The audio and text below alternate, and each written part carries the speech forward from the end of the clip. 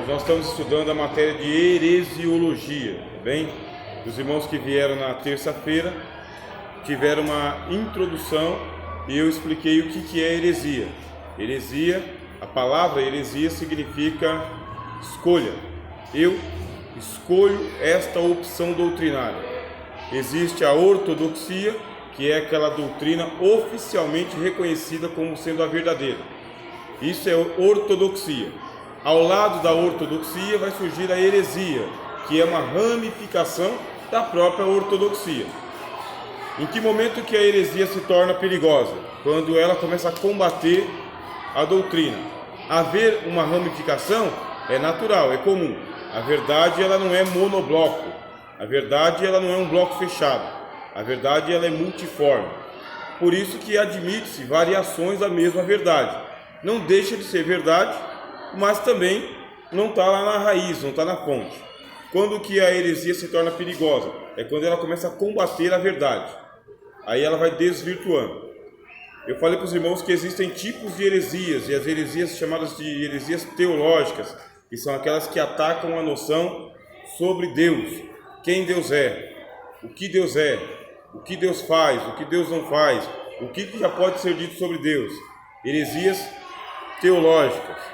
Falei também sobre as heresias chamadas de cristológicas, são aquelas que danificam a mensagem sobre Jesus. Heresias que têm a ideia de apresentar um outro Cristo, um outro Jesus. Falei também sobre as heresias místicas, aquelas que nascem da experiência das pessoas. As pessoas passam por experiências e colocam a sua experiência como base doutrinária. Hoje, a experiência pessoal de cada pessoa não serve como base doutrinária para ninguém. Pode ter acontecido com você e só com você, e não é doutrina para todo mundo. E o pessoal transforma a experiência pessoal em base doutrinária e régua. Se você não passar pela mesma experiência, você não tem um conhecimento sobre Deus. Surgem as heresias chamadas de mística. Por que surgem as heresias? Eu falei para os irmãos que existe um argumento do apóstolo Paulo, que as heresias surgem para que aqueles que têm a aprovação de Deus se manifestem. É por isso que surgem as heresias, por essa causa. Para que você que está orientado no caminho da verdade, pestaneje e fala: escuta, eu não aprendi assim, nunca ouvi falar disso. Aonde que você tirou esse negócio? Aí vamos para o exame da palavra de Deus. Examinando-se a palavra de Deus, por quê? Porque surgiu um ensinamento estranho, um estranho no ninho. Com um ensinamento estranho, qualquer tipo de ensinamento estranho, fogo estranho, é necessário que aquele que tem um pouco de instrução da palavra de Deus se manifeste e faça o combate da fé. Expliquei para os irmãos que o combate da fé é feito pelos apologetas. Apologeta é uma pessoa que defende a doutrina, defende a fé. E nós falamos que existem vários tipos de heresias, como heresia sobre anjos. Heresia sobre anjos é o que não falta. Quem são, o que fazem, de onde vieram, se transformaram em demônios ou não. Pessoas que veem anjos, combatem os anjos. E nós tivemos um prejuízo muito grande por causa das heresias sobre anjos. E qual foi o prejuízo? Falou-se tanto sobre anjo, falou-se tanto, todo mundo via anjo, cantava sobre anjo, invocavam os anjos, que os teólogos combateram a angelologia. E tanto se combateu a angelologia que a doutrina caiu em desuso. E hoje a atuação dos anjos continua a mesma, mas a gente já não sabe mais se é anjo, se é normal. Houve um tempo que se levantou muito a demonologia, doutrina sobre os demônios. Agora também já está um pouquinho fraco, doutrina sobre os demônios. Doutrinas ou heresias sobre a origem do mundo, tem um monte. O que o mundo é, de que ele é composto. Eu participei uma vez de uma palestra por um heresiarca. O camarada, ele era um heresiarca, escreveu um livro sobre os 6 dias da criação. Ele disse que teve um arrebatamento igual ao de Moisés, e que ele foi levado para antes do início da criação do mundo. e que ele viu a criação do mundo, como que Deus deu choque nas moléculas, para a partir do choque Deus começar a fazer a estrutura física. Esse heresiarca, ele se apresentava como evangelista das Assembleias de Deus, tinha um conhecimento agradável para quem ouvia, vendeu milhares e milhares de livros nas Assembleias de Deus, ganhou muito dinheiro, bastante dinheiro mesmo, e ele espalhou um monte de lendas. No dia estava presente eu e mais 2 amigos que são estudantes. Nós ouvimos toda a palestra dele, e qualquer irmão ou irmã que não tivesse um embasamento teológico, comprava o livro, porque ele era simpático, agradável, eloquente e inteligente. Quando nós fizemos as perguntas para ele percebeu que ele estava numa sinuca de bico, ele foi agradável com a gente, foi educado, respondeu, né? Não nos desfez da gente, mas também não respondeu o que a gente pediu. Ele usou de sofismo. Sofismo é quando você argumenta parecendo que é verdade, mas não é verdade. Ele viu os 6 dias da criação, ele viu como que Deus criou o mundo. Nas heresias subsequentes, como as heresias antropológicas. Heresia antropológica é aquela que fala sobre o homem, corpo, alma, espírito, do que o homem foi feito. Vão surgir as heresias dizendo que o homem são pré-existentes, por exemplo, pré-existencialismo. Você já existia antes de você nascer. Isso aí é uma heresia, mas não é apresentado como heresia por muitas igrejas. Algumas igrejas elas são taxativas em dizer que realmente nós já existíamos antes do nosso nascimento. Se faltar cadeira, irmão, vocês vão ter que pegar lá embaixo, tá? Pode pegar as cadeiras lá embaixo. Cadeira, mesa, pode pegar lá embaixo. Tem carteira aí ainda, ó. Então existe muita confusão quando a gente vai explicar sobre a divisão do corpo, alma e espírito. Heresias antropológicas. Heresias que falam sobre a dicotomia. Heresias que falam se você é eterno ou se você não é eterno. A alma é eterna ou a alma morre. Porque a Bíblia diz, o espírito volta a Deus que o deu, e o pó volte ao pó. Quer dizer, a alma não aparece aí, só aparece o espírito. E o que é o espírito humano? As doutrinas são tão confusas que na hora de explicar o que é o espírito e o que é a alma, confunde-se alma com espírito e espírito com alma. Existe uma confusão. Aí você fala, e como é que eu vou descobrir o que é a heresia antropológica, cosmológica, teológica, cristológica? Você deve estudar antropologia, angelologia, cristologia, teologia, e dizer para vocês que vocês estudaram teologia no curso básico, não é verdade. Não é verdade. No curso básico é só cavar alicerce para poder fazer a ferragem. Não dá. Se você pegar a matéria de cristologia, por exemplo, pegar o livro que vocês têm e comprar outros livros, comprar dicionários, participar de palestras, aprofundar o tema da cristologia. Isso leva uma vida. Mesma coisa pneumatologia. Leva uma vida. Eu trouxe para os irmãos aqui o quê? 4 aulas? Não basta, tá, irmãos? 4 aulas não basta. Eu tive um trimestre lá na escola bíblica dominical. Não basta também. Eu estou terminando o curso básico e vou fazer o curso médio. Não basta. Saio do curso médio e vou para o bacharel. Também não basta. Teologia, ou qualquer disciplina da teologia, é para a vida. Necessariamente vocês vão ter que estudar uma vida. E as heresias, elas prevalecem sobre a doutrina. E por que elas prevalecem sobre a doutrina? Primeiro, aquilo que eu falei para vocês, porque as pessoas começam a se incomodar com aquela verdade cotidiana, a mesma verdade pregada desde o princípio e para sempre. Deixa as pessoas inconformadas. O que as pessoas precisam então? De uma inovação teológica. Se precisa de uma inovação teológica, tem um heresiarca. E o heresiarca vai semear a heresia. Semeando a heresia, vocês degustam, gostam, saboreiam, passam para frente. E onde estão essas pessoas que passam para frente? Na nossa igreja. Estão na escola bíblica dominical, no grupo das irmãs, no grupo dos jovens, no grupo dos varões, nos púlpitos. É ali que estão. Está todo mundo pulverizado, misturado e junto. Ficou bem difícil. Por isso, um ou outro vai ter discernimento das heresias, mas nem todo mundo. Existem heresias graves sobre a armatiologia. A armatiologia é a ciência bíblica que estuda sobre o pecado. Origem do pecado, como que o pecado se processa, o que é pecado e o que não é pecado, como vencer o pecado, se é possível vencer ou não. Vou dar um exemplo para você. Surgiu um profeta chamado William Marion Branham.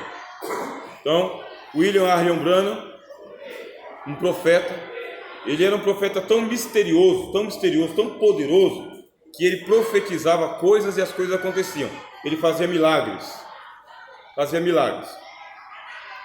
Ele é considerado um profeta mesmo. E ele teve uma interpretação de qual que é o pecado da raça humana. O pecado da raça humana é porque a serpente seduziu Eva, copulou com Eva, e da semente de Eva surgiram os pecadores. Aqueles que são de Adão não são pecadores, mas aqueles que são de Eva mais a serpente são pecadores. Aonde estão os filhos de Adão? Onde estão os filhos de Satã?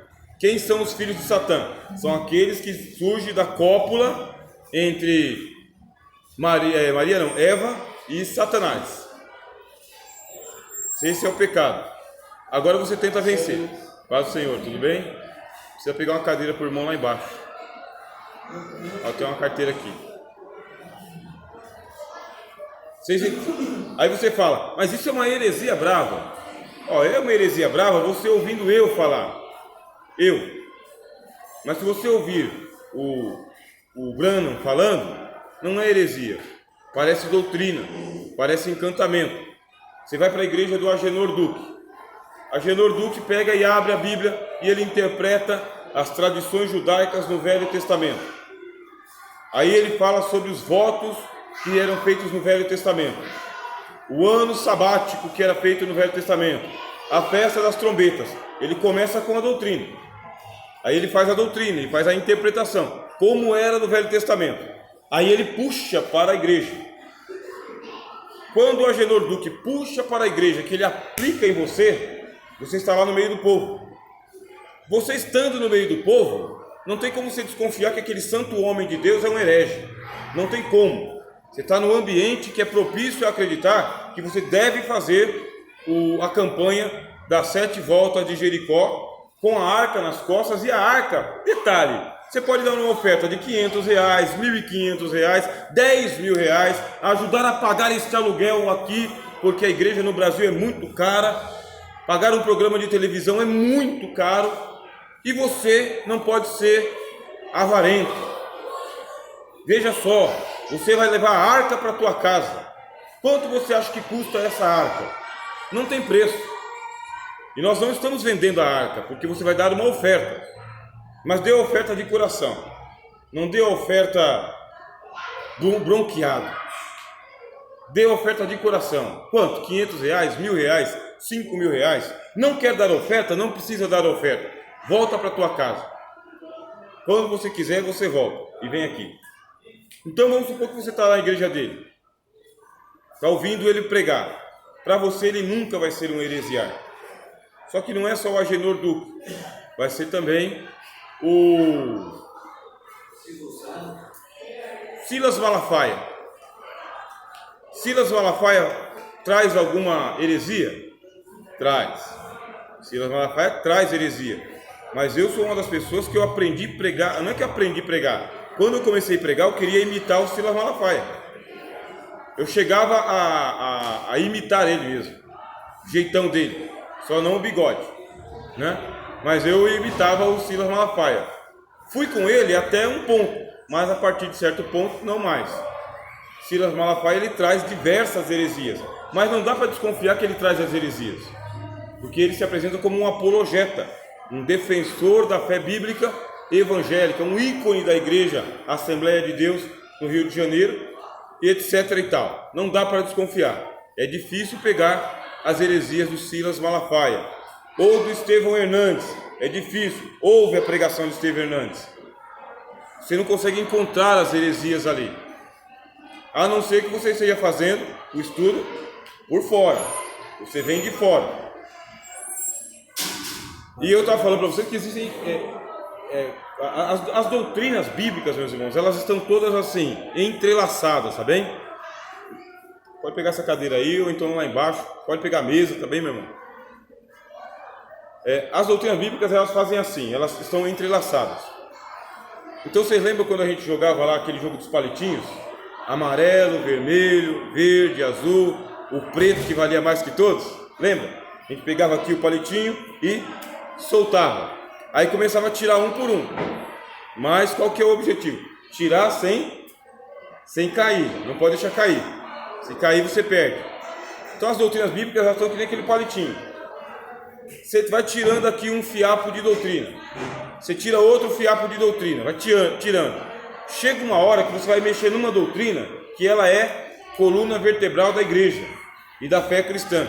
Chega uma hora que você vai mexer num palitinho que não pode mexer de jeito nenhum, obrigatoriamente. É a ganância. É a ganância. Isso aqui não é um erro doutrinário que todo mundo comete. Mas chega uma hora que vem uma ganância em você, que você quer mexer nas doutrinas fundamentais da fé, básicas da fé. Aí é onde você perde a fé evangélica, a fé bíblica, perde e vai para o mundo das heresias. E pronto, faz a sua própria igreja, seu próprio movimento, seu próprio céu, seu próprio inferno, a sua própria lista de pecados, a sua própria maneira de salvação. Tudo isso acontece. Mexeu na doutrina do pecado, por exemplo. Saber o que é pecado e o que não é pecado não é fácil.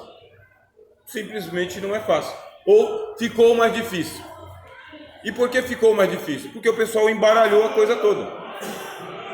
O que era pecado já não é mais, o que não era mais. Misturou. Agora a gente tem que novamente retomar o estudo do começo e esperar o tempo de amadurecimento intelectual nosso, para a gente poder dizer, isso aqui nunca foi pecado. E aquilo lá sempre foi pecado. Mas demora. Eu poderia trazer para os irmãos aqui alguns exemplos específicos, só que o tempo não nos permite. Tem que correr um pouco, mas eu recomendo aos irmãos, tá bem? Qualquer de vocês que quiser, eu quero pegar uma dessas doutrinas aqui, professor, e eu quero me aprofundar nela. Você me pede, eu vou te mandar a playlist. Lá na playlist você vai assistir os vídeos. Por exemplo, Cristologia. Cristologia, irmãos, eu tenho 4 playlists. 4. Só a primeira playlist tem mais de 42 vídeos. Esses 42 vídeos aí, os irmãos vão ter quase 10 horas de estudo. Foram mais de 3 meses consecutivos ensinando. Mas é uma introdução ainda. Introdução. Você termina de estudar lá a playlist de Cristologia 1. Vai para 2, vai para 3, vai para 4. Terminou? Não terminou. Mas pelo menos você vai começar a ter aquele feeling das heresias que são pregadas sobre Jesus. Sobre Jesus. E essas são perigosas. Eu terminei na terça-feira falando sobre as heresias sobre éticas, tá? O que são as heresias éticas? Heresias éticas é aquela que fala sobre o bem e o mal, tá? A vida correta e a vida não correta. Exemplo. Mateus capítulo 15. O Senhor Jesus disse assim: vocês lavam o copo, vocês lavam o prato, mas o interior está cheio de rapina. Até a cama vocês lavam, mas não conseguem lavar o coração. Jesus está falando que é antiético lavar prato? Não. Antiético lavar copo? Também não. Só que não é doutrina de salvação. Ética não salva, moral não salva, estatuto social da Igreja Assembleia de Deus não salva, não salva. Regimento interno da Igreja Deus é Amor não salva, não salva. E se eu quebrar? Quebrou. Por quê? Porque a ética é na horizontal, irmãos. A ética vai de A a Z e muda. Muda com o passar dos anos, com as gerações. Muda e ponto. Não tem ninguém que vai convencer você de que quebrou uma ética social, uma ética eclesiástica, você vai para o inferno. Não vai. Não vai. Você entra em desobediência com a instituição. Você vai causar uma confusão dos diabos com esse povo. Porque esse povo, eles elevam a ética deles acima dos céus. Rasga a Bíblia e queima, mas não mexe com o RI. Mexeu com o RI, isso é um demônio. Mas o Senhor Jesus denunciou. Bem profetizou Isaías a vosso respeito. Esse povo me honra com seus lábios, mas o coração está lá no Itaim Bibi. Longe, longe, longe. Em vão me adoram, ensinando doutrinas que são preceitos humanos. Aí o Cristo pegou e falou: quer que eu dê um exemplo para vocês? Está escrito na palavra de Deus: honra teu pai e a tua mãe. Mas vocês pegam um trecho do Talmud de vocês e dizem: isso aqui é Corban. Corban, consagrado ao Senhor. Por isso, se for consagrado ao Senhor, pode desonrar o pai e a mãe, mas ao Senhor você não pode desonrar. Olha o que Jesus estava falando. Meu amigo, você vai deixar seu pai e sua mãe passando fome para trazer oferta para a igreja? Você não tem vergonha nessa cara? Vai comprar comida para o teu pai e tua mãe? É isso que Jesus estava falando. Só que não, lá no Talmud é Corban. Aí Cristo disse: e vós desonrais a palavra de Deus pela vossa tradição. Heresia ética. Heresia ética é isso. É quando eu pego a ética e coloco acima do valor da vida humana. O Cristo falou o seguinte: que vale mais? O sábado ou a vida humana? Porque o sábado é sábado.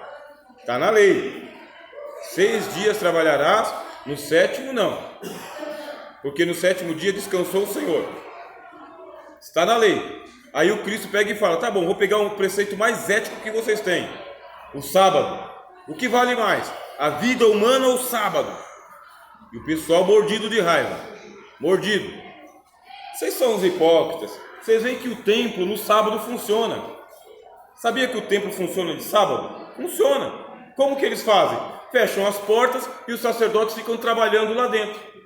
Se o sábado é tão importante, como que os sacerdotes podem quebrar e os outros não? Outra coisa, se a ovelhinha de vocês cair lá sábado no buraco, vocês deixam morrer ou desce e pega? Vocês descem e pegam, não é? Mas se o amigo adoecer de sábado, vocês não vão visitar? O que vale mais, o amigo ou a ovelha? Então é assim que funciona. Deixa eu atender o irmão Elias aqui.